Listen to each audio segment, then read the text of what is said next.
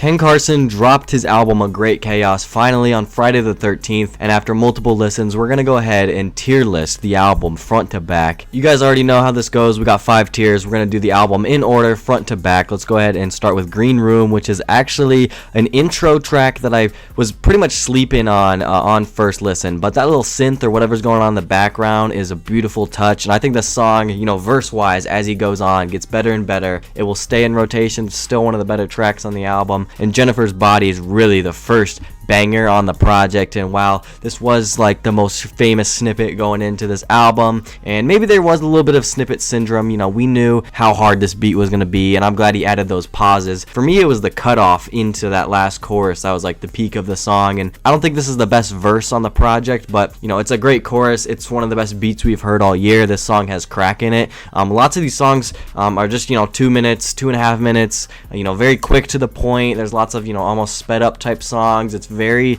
fast-paced album. When you listen to it, Jennifer's Body is one of the hardest songs, and I know the music video just dropped too, which I'll have to check that out. Next after that, we're gonna put Fighting My Demons at S tier as well. This beat switch is godlike, and that whole second half is just like, if Blue Balls was a song, that second half when he starts rapping like that is exactly what it is. It sounds like I'm getting chased through Bowser's castle or something in this song. I'm very glad that he chose to put this as like track 3 on the album. This is like a hit right here, dude. This is like one of Ken's best songs, I think. This is gonna be like a standout on the project and in Ken's discography. Fighting My Demons was like a masterpiece, dude. So I think Singapore was, I'm just gonna put it in A tier. I think that Ken did his thing on the chorus. I think that's the best part of the song is Ken's chorus, and it's a solid lone verse, fills the gap. I think it's a good opening track run, but Singapore was one that we were waiting on. Just kind of shows that we just need like a full collab tape. They sound good together. Lose It though, this is genuinely, and I don't say this often about any tier list, I don't even know if I've really done this on a tier list,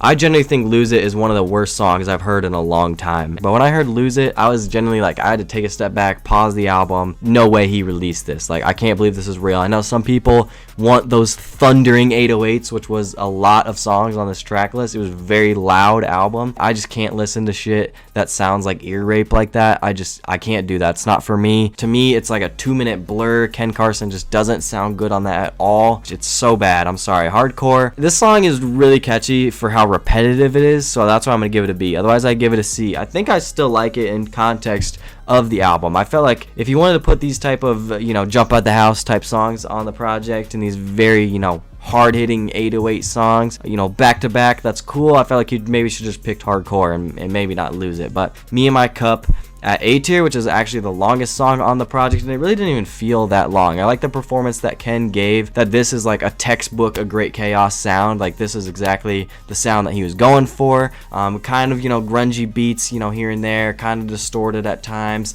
This part of the album though is just kind of like the weakest point in my opinion, because I think It's Over was really short. This was another one that had a pretty popular snippet to it, and I just don't think I think the song just ended up being a little bit underwhelming. It's kind of in between A and B for me. I don't see it having the same replay value the songs above it have though. It just didn't really stand out how I thought it was going to be.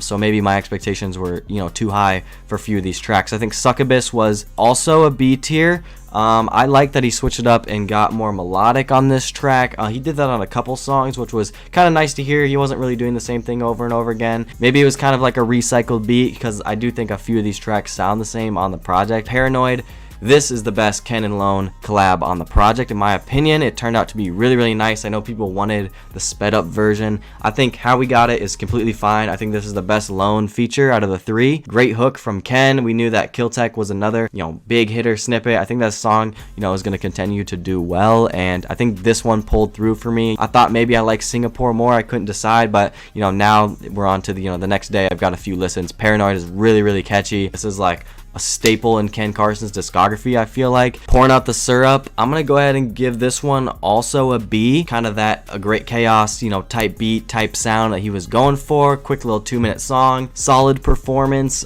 Maybe I just need more listens for these type of songs, but I just don't think this one really stood out to me too much. I'm not really speaking on too much of what the lyrics are and stuff, because a lot of it's not really recycled, I would say, but he has similar subject matters to women and clothes and jewelry delivery, and there's not really like deep cuts or anything too deep. It's like for Ken Carson, it's like, do you like this song? Is this song hard or is it not? That's just kind of how Ken Carson's music is. I think like this, because of that Uzi feature, which was kind of a fresh breath of air for this project, to all hear them all kind of go back to back to back on their verses was really, really cool. I think Ken, his voice, maybe, you know, just the auto-tune or the raspiness or something made his voice stand out more than Uzi. But to hear, you know, the Opium Uncle Uzi on the project was really, really cool to see. I mean, obviously we all want Cardi, but you know, to Uzi to step in and collab with Lone and Ken finally is just a moment we all love to see. I think this is another song that we're going to be listening to for a while. I think, again, Uzi was the best part of the song. Maybe this is one that's going to do best because it has that Uzi feature. I don't know if this is one that's on like Rap Caviar or something like that, but I think, you know, Ken getting that promotion backed by Spotify and having that, you know, show last night with Cardi popping out, like these are big moments for Ken to help promote this album. He really has all the keys to success right now.